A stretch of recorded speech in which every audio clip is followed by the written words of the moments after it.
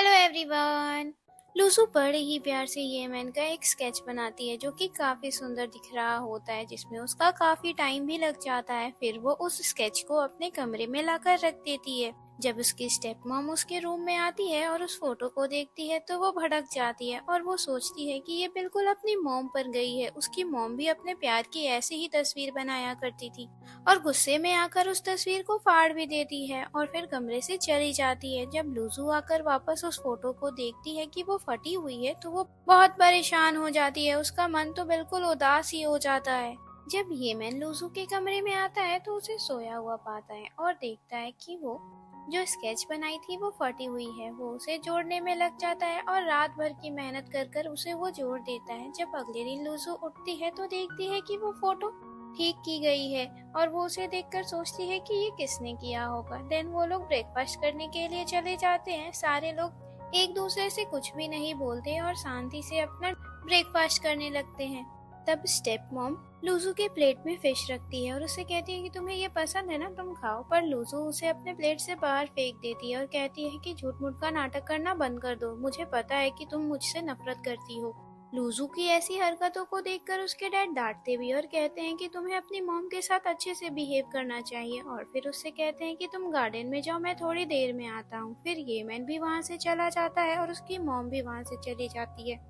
फिर लूजू के डैड उसके साथ बैठते हैं और चीजों को सुलझाने की कोशिश करते हैं और कहते हैं कि तुम्हें अपने स्टेप मॉम के साथ थोड़ा अच्छे से बिहेव करना चाहिए, तुम लोगों के बीच में दोस्ती बढ़े। तो लूजू कहती है कि मैं ये सब नहीं करना चाहती और फिर उससे कहती है क्या आप ये मैन को कंपनी में नहीं ज्वाइन करने देना चाहते। तो डैड कहते हैं कि ये सब मैटर हम लोग बाद में देख लेंगे, पहले तुम खुद पर ध्यान दिया करो और खाने पीने का भी ख्याल रखा करो। रात हो जाती है और फ्रिज के पास लूजू पानी लेने के लिए जाती है। वहाँ पर वो पानी ले ही रही होती है, पीछे से येमन आता है और उसे कहता है कि तुम मुझे इग्नोर क्यों कर रही हो, कुछ हुआ है क्या। तो लूजू कहती है कि देखो तुम मेरे स्टेप ब्रदर हो तो तुम मुझसे दूर ही रहो तो अच्छा है और यही तुम्हारी मॉम को भी पसंद आएगा। देन येमन उससे सवाल करता है कि तुम तो मुझे पसंद करती हो ना। तो लूजू कहती है कि मैंने ऐसा तुमसे कभी नहीं कहा। और फिर येमन उससे ये भी सवाल करता है कि जो फोटो तुम्हारे कमरे में थी वो तुमने ही बनाया था ना, और उस फोटो में मैं ही हूँ ना। तो लूजू कह देती है कि नहीं, वो कोई और था, वो तुम नहीं थे। देन लूजू उसे बताती है कि मुझे अपने फ्रेंड्स के पास मिलने के लिए जाना है और वहाँ पर सूजीजा भी आएगी, तो तुम भी आ सकते हो अगर चाहो तो। इधर सूजीजा जो है वो लूजू से बदला लेने के लिए अपने फ्रेंड से कहती है कि हम लोग एक गेम खेलेंगे और वो लोग कुछ प्लान बनाते हैं और वो लोग सारे लोग एक जगह बार में पहुंच जाते हैं। जैसे ही बार में लूजू आती है, साथ में उसके ये मैन होता है, तो उसका फ्रेंड कुन बोलता है कि तुम यहाँ पर क्यों आए हो, हमने तुम्हें तो नहीं बुलाया। पर लूजू कहती है कि ये मेरा स्टेप ब्रदर है इसलिए ये मेरे साथ आया है। और फिर वो लोग साथ में बैठकर ड्रिंक करने लगते हैं। तो सूजीजा खड़ी होती है और कहती है हम लोग एक गेम खेलेंगे, चलो हम लोग कार्ड्स खेलते हैं। अगर जिसके पास इक्का आएगा उसको 3 नंबर कार्ड वाले को 15 सेकेंड तक किस करना होगा। अगर वो किस नहीं करेगा तो उसे पूरा है वहाँ से।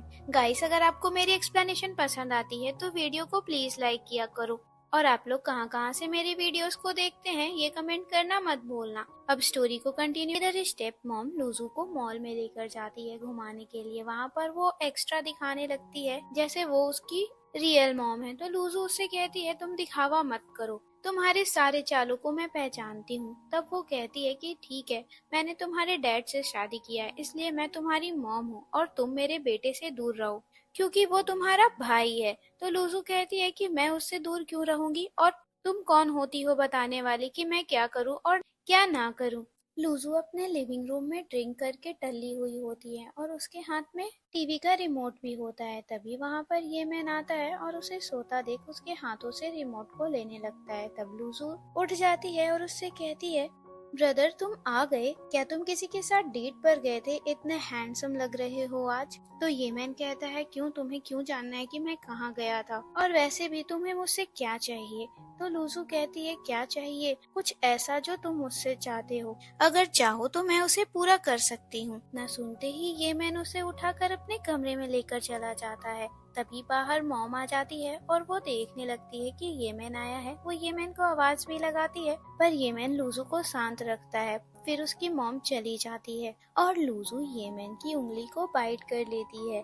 येमेन कहता है कि तुम तो बहुत खतरनाक हो और खूंखार भी हो। लूजू कहती है कि चाहो तो मैं तुम्हें दिखा भी सकती हूँ कि मैं कितनी खूंखार हूँ। नेक्स्ट मॉर्निंग जब लूजू उठती है तो उसे पिछली रात का कुछ भी याद नहीं होता और उसका सर भी दुख रहा होता है अल्कोहल की वजह से। देन वो लोग ब्रेकफास्ट करने के लिए चले जाते हैं। वहीं पर मुस्कुराता हुआ येमेन आता है। तभी लूजू कहती है कि तुम इतना क्यों मुस्कुरा रहे हो। येमेन कहता है क्या पिछली रात क्या हुआ तुम्हें कुछ भी याद नहीं है।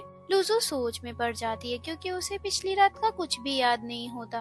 तो येमेन कहता है कि तुमने पिछली रात मुझे बता दिया कि तुम मुझे पसंद करती हो। लूजू कहती है अपनी बकवास बंद करो, मैंने ऐसा कुछ भी नहीं कहा होगा। फिर वो लोग टेबल पर जाकर बैठ जाते हैं। लूजू के हाथ में हैंड ग्लव्स होता है, इसलिए येमेन कहता है मैं तुम्हें खिलाने में मदद करता हूँ। डैड येमेन को समझा रहे होते हैं कि हमारी कंपनी में जो नया प्रोजेक्ट आया है उसे तुम ही संभालो। येमेन कहता है हाँ ठीक है, मैं कुछ अपने आदमी को भी बुला लूंगा इस प्रोजेक्ट को संभालने के लिए। इसी बहाने वो लूजू को चिढ़ा भी रहा होता है, बात करने का नाटक करता है और वो बार बार लूजू को चिढ़ाता है। जब डैड चले जाते हैं तो येमेन कहता है कि तुम्हें खाने में दिक्कत हो रही होगी क्योंकि तुमने ग्लव्स लगाया, लाओ मैं तुम्हें खिला देता हूँ। लूजू कहती है इसकी कोई जरूरत नहीं, मैं खुद खा लूंगी और वो गुस्सा हो जाती है उसकी हरकतों से।